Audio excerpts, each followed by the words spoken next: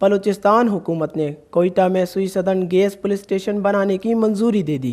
حکومت بلوچستان کی صوبائی کابینہ نے محکمہ داخلہ کی جانب سے سوئی سدن گیس کے لیے ایک مخصوص پولیس اسٹیشن قائم کرنے کی درخواست متفقہ طور پر منظور کر لی ہے۔ پولیس اسٹیشن میں موجود عملے کی تنخواہ، پینشن، آپریشنز اور دیکھ بھال کے حوالے سے تمام مالی معاملات سوئی سدن گیس کمپنی برداشت کرے گی۔ کوئٹہ شہر میں قائم ہونے والے سوئی سدن کے تھانے کی پولیس فوری گیس چوروں کے خلاف کریک ڈاؤن، FIR درج کرنے اور شر پسندوں کے خلاف قانونی چارہ جوئی میں سوئی سدن کے دیگر محکموں کی مدد کرے گی۔ اس کے علاوہ گیس چوری اور ریکوری کے خلاف ایک بڑی مزاحمت کے طور پر کام کرتے ہوئے پولیس اسٹیشن فوری بلوچستان میں UFG یا لائن لاسز کو کم کرنے میں نمایاں کردار ادا کرے گی۔ سوئی سدن کے MD Imran Maniyar, AD MD operations اور UFG سعید رضوی جلد ہی پولیس اسٹیشن کا افتتاح کریں گے۔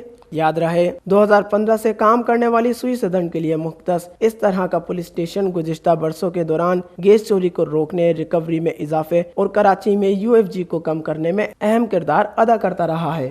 وش نیوز، کوئٹہ۔